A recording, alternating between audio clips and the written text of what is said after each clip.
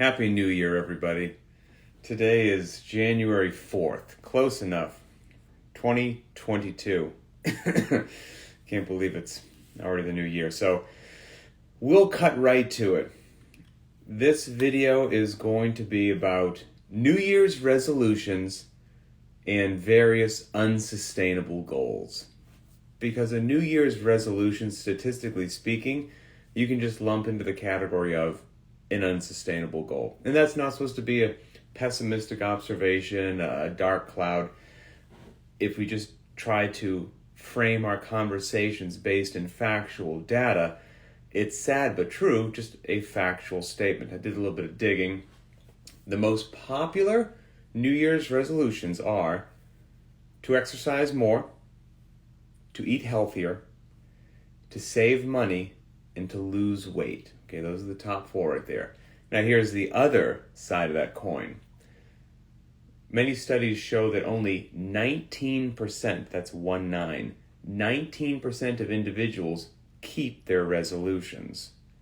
Most fail by mid-January, meaning they make it not 52 weeks, they make it 2 weeks and then kaput's, gone.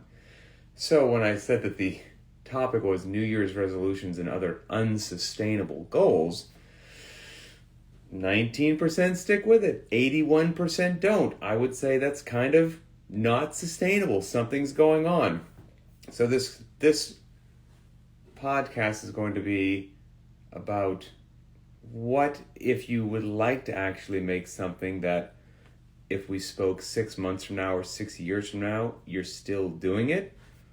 What could potentially set you up to actually make that happen realistically, and why do some folks fall short? So that's going to be it. And also, January 1st, there's nothing magical about January 1st. So if you're not ready and willing to do what's actually going to be necessary to make a change, the date on the calendar doesn't matter that much. If you think just because it's a New Year's resolution that this time's going to be different, maybe. I'd say there's a 19% chance that you're correct and an 81% chance that, probably not so much. So, pardon me. So here we go. I spoke about this, I think, actually last year as well. This be, do, have mindset. And by the way, it's not my creation. I cannot take credit for this. And there's a whole bunch of different steps, if you will, to help people try to achieve success. Some I think are more or less corny than others and cliche and just make for flowery Instagram posts without substance. But this, I think there's something to it, this be, do, have step process, if you will. So it says, first of all, you have to decide who you want to be. And based upon what we learned with some of the most popular New Year's resolutions, seems like most people, you want to be someone who makes their health and fitness a priority. You want to be someone who makes good food choices. You want to be someone who is financially responsible. You want to be someone who's kind, who's generous, whatever it happens to be. Step one, figure out what is it that you want to be? Who is it that you want to be?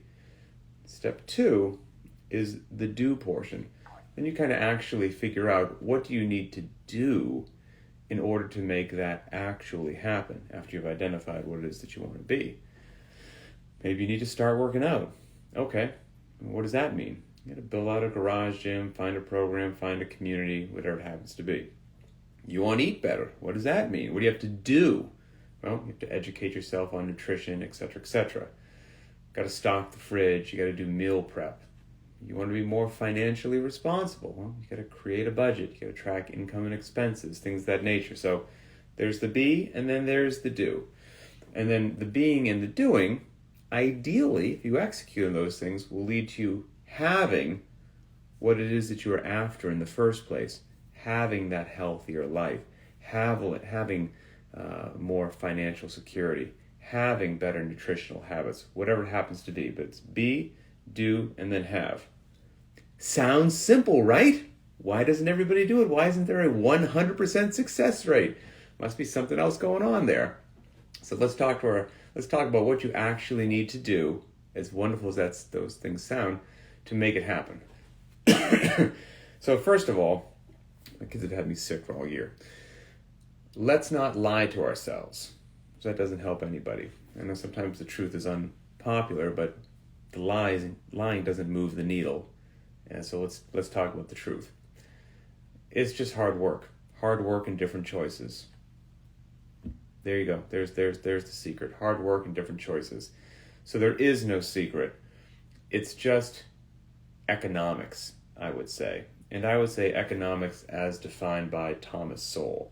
So Thomas Sowell defines economics as the allocation of scarce resources that have alternative uses. And I would say with regards to New Year's resolutions or whatever it is you've decided that you want to work out more, to lose weight, to be more financially responsible, etc., etc., the scarce resources that you're looking to allocate are your time, your focus, and your energy.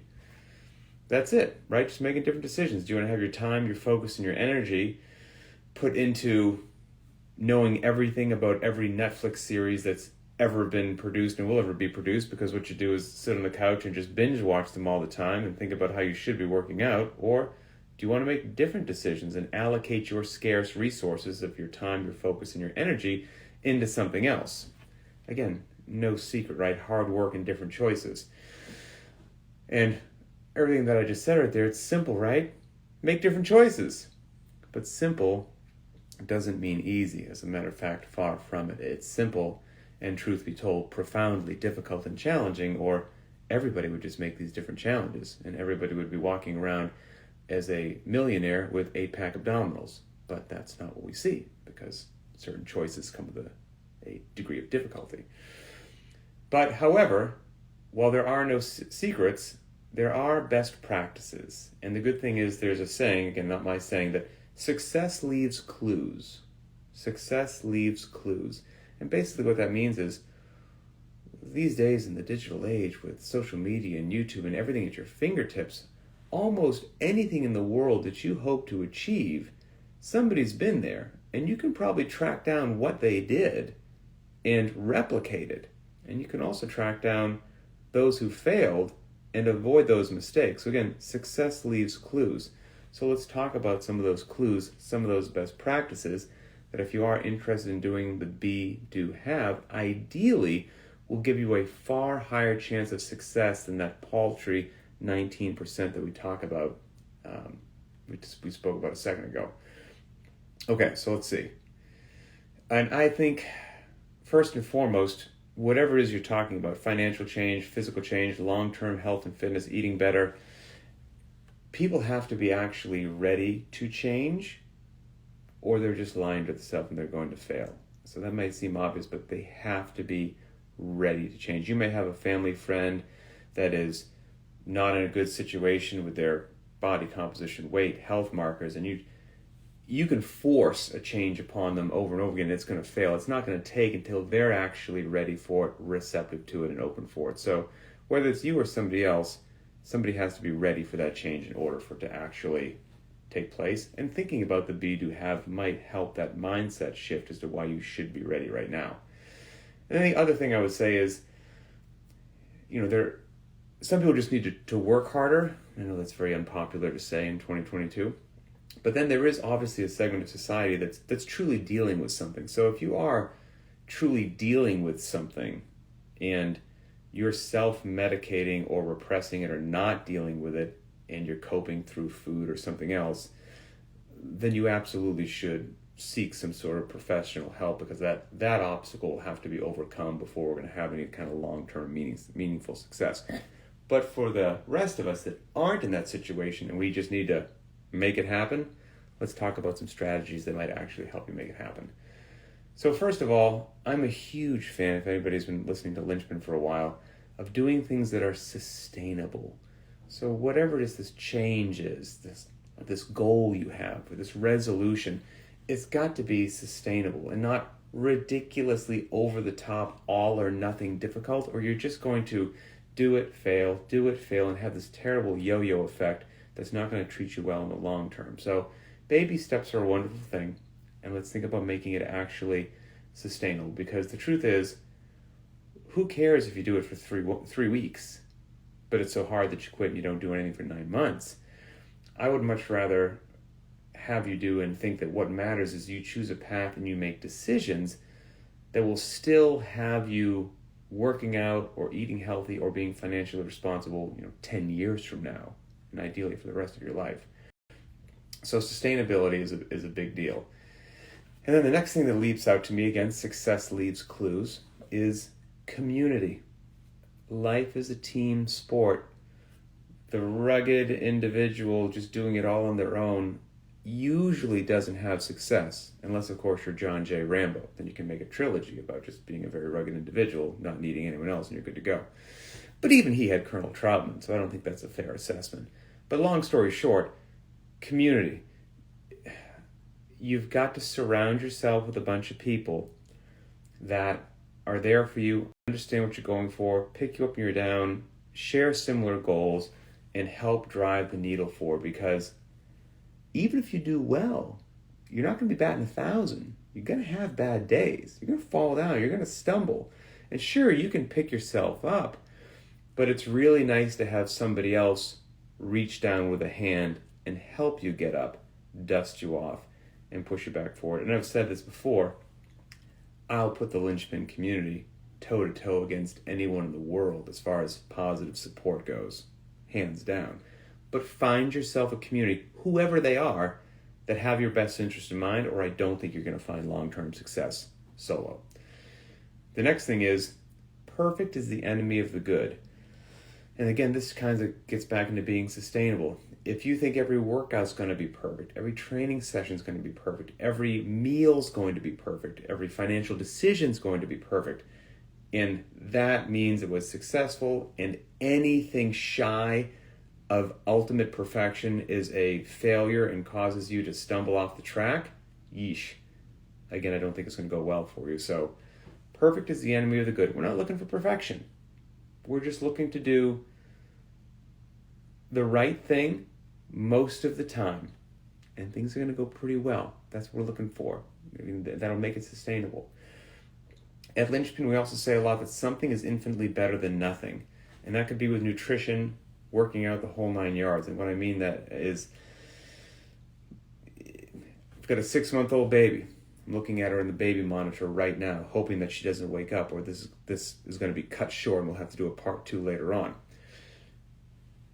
But whether you've got a newborn baby, you're going back to school, you work 3 jobs, whatever it is, life punches everybody in the face. It just happens. And there's going to be times where you hoped you'd have this beautiful hour to work out, but you don't. You'd hope to be sunny outside, but it's not. You hoped you'd have a bar, whatever it is, but it's just, you don't. And so you have to make a different choice, and you're going to be left with, I only have 20 minutes to work out. I thought I'd have 45. Screw it. I'm not even going to do it because I can't do what I wanted to do. Terrible mindset, as far as I'm concerned. And that gets back to something is infinitely better than nothing. Go do whatever it is that you can do in that time frame with that equipment. Make it happen. Get the day as a win. Because while somebody might feel like, well, it wasn't exactly what I was supposed to do, so it's kind of just, it was a blah workout, better than nothing.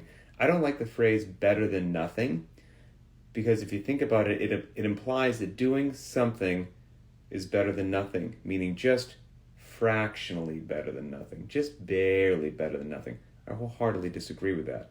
I think doing something is infinitely better than doing nothing, orders of magnitude better than doing nothing. So you thought you'd have all this time? You only get 20 minutes?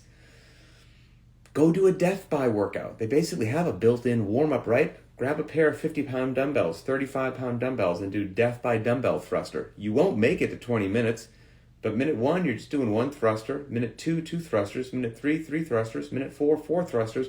You got a built-in warm-up in minute 1, 2, 3, 4, and 5. Then you get as far as you get, you set them down, you go back in.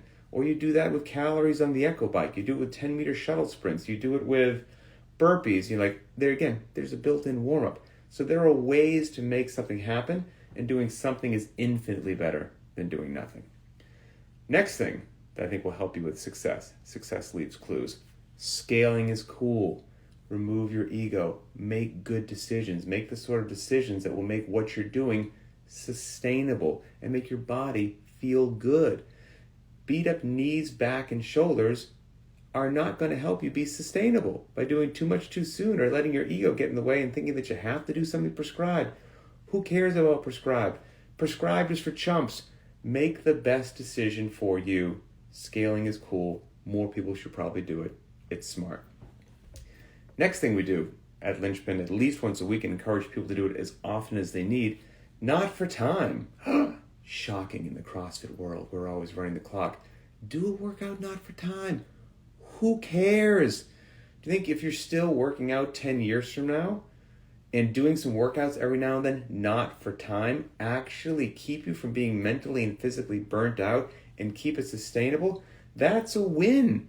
If instead of quitting in 3 weeks because of that pressure of the clock all the time, you allow yourself not to run it once a week, twice a week, as often as you don't feel like it, you're still doing functional movements and moving your body. That's a win. So embrace the not for time option every now and then. I did yesterday's workout not for time. It was great. I still got fit. Shocking. Modulate intensity. This is something we discuss all the time. Constantly varied functional movements at high intensity. That's CrossFit. High intensity is in the definition. But that is just a simple, quick little 30-second elevator definition. There's a lot more nuanced knowledge and sophisticated level of understanding of what that truly means. And if you think that high intensity means maximal intensity every day, my friend, that is not sustainable. You will burn out. You will run the risk of tweaking yourself. That's not good. So just like we vary and modulate our loading, our rep range, our time domain, modulate your intensity as well. We do a video once a week on Linchpin about how I plan anyway, looking forward to the upcoming workouts for the next week and how I plan to hit this one or two is high intensity, these two are going to be moderate, and this one's low. Or I'm going to do not for time in this day. And now, fast forward, I'm still doing CrossFit over 16 years later. Modulate your intensity if you want to be in this for the long term. And again, surround yourself with a community that supports such decisions as scaling is cool, modulating intensity, doing workouts not for time. We define a good day in the gym. Good day in the gym doesn't include a PR. If it does, fantastic, that's great. But a good day in the gym is relatively simple. You walk into the gym. You look at how much time you have. You look at how much equipment you have. You look at the workout of the day. You ideally get in a wonderful general warm-up. You execute the workout, scaling if that's the appropriate thing to do, modulating the intensity as needed, or not running the clock. You cool down, stretch, you go home, pain-free, injury-free. That is a good day in the gym. If you PR, great. But you don't need to PR to make it a good day in the gym, because here's the thing. If you just do good day after good day after good day, those turn into good weeks. Good weeks turn into great months. Great months turn into phenomenal years. And then we're sustainable in making good decisions. So define a good day in the gym and keep yourself to that. Ooh, here's one. More is not better. I mean, we could do a whole show just on this. More is not better. Got to do 3 sessions a day. Got to lift every day before I work out. Got to do the accessory work every day. None of that's true. Sorry. And for most regular human beings, it's not sustainable. You'll be banged up, burned out, overtrained, just not looking forward to going into the gym because every day is this monster grind of a session. Again, hey, if you're doing it right now and it works for you, fantastic. I don't think you'll be doing it 10 years from now. Again, if you want to do things that are actually sustainable and promoting long-term health and fitness, success leaves clues. If you want to do the accessory work, fantastic. Do the accessory work. If you feel mentally and physically up to it, you're ready for it, you scaled it if needed, you've built up to whatever it happens to be, you've got the time in your day and all, yeah, go for it. But don't feel some unnecessary, artificial obligation to do more than just walk in, warm up, hit the workout, cool down, go home. If you just did that each day, you would be a rock star, as most of your peers fell off doing something unsustainable as the years ticked by. Everybody's a hero in their 20s. There's still a lot of heroes in your 30s, but there's fewer than there were in their 20s. A lot of the heroes have fallen off by the time people are in their 40s. And if you're in your 50s and beyond, you don't have a lot of people standing around doing the same thing that you're doing if they didn't make good decisions. So again, let's do things that if we have the pleasure of speaking 10 years from now, you're still on track, still feeling good, still hitting every day. That is winning long term. Ooh, take rest days. No, all right, you might want to make it active, go for a mountain bike ride or walk, whatever, cool. But take rest days. Listen to your body. Just listen to your body. How do you feel? Assess yourself during the warm-up. How did you sleep last night? Scale as needed. Make a good decision. Don't be a hero. Think you just need to do whatever's written on the board. Modify it if you have to modify it. Life's good. Fitness will be achieved. And every day doesn't have to be, nor should it be, this just going to war session. Every now and then we might have the workout of the day be Annie. If anyone's unfamiliar with Annie, it's just 50, 40, 30, 20, 10 of double unders and sit-ups. Not double unders with a heavy rope, not triple unders, not double unders with a piece of barbed wire over a flaming pot of oil, not GHD sit-ups with a med ball, just regular double unders and regular sit-ups on the floor. 50, 40, 30, 20, 10. I mean, sure, your abs are going to be sore, but it's not like this crusher workout that some people might be like, geez, is that all we're doing today? Shouldn't I do something else? The answer is yes. That's all we're doing today. And for most of us, no, you should not do something else. Why? Because we're going to have plenty of other days that are grinders, and you're going to be happy that you left a little in the tank on any day. Because again, sustainability, and we modulate all of these things, and every day you just don't have to, get the stuffing beat out of you. That is not a recipe for long-term fitness and you still being in the game 10 years from now. So the workout of the day is just Annie. Is it all we're doing? Yes. And enjoy it. Give yourself grace and realize and accept that you're going to have plenty of stumbles along the way. You'll make plenty of errors, and those are not reasons to stop or quit. It just means you had a bad day, had a bad workout. It means you made a bad decision, or you had 2 days of bad decisions, or a week of bad decisions, whatever. It just means that you're human and you're not a cyborg, and that you aren't perfect all the time. That's okay. Give yourself grace. Realize that it's all good, and just start right back up again. You're always just one meal or one workout from getting right back on track. That's it. One meal or one workout away, right back on track. Life is good to go. You can do this. And life ain't going to change. Even if you do. Even if you make different goals and resolutions and all these things, life is still going to present the same challenges at you. If you work in an office with 100 people in there, every week it's going to be somebody's birthday. Every week you're going to go into the break room and there's going to be 1 or 2 delicious triple fudge birthday cakes in there that you're going to feel the need to have a slice for Gladys because she turned 48 today.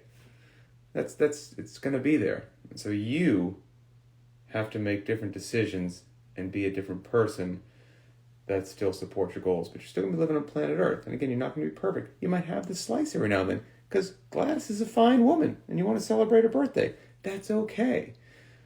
We're human. There's ups and downs, there's highs and lows, but most of the time, we're going to try to make more good decisions than we do poor decisions. And at the end of the day, that's really it. And find a wonderful community that help you achieve those goals, understand what you're doing, and help you get picked back up if you do happen to stumble. So that's it.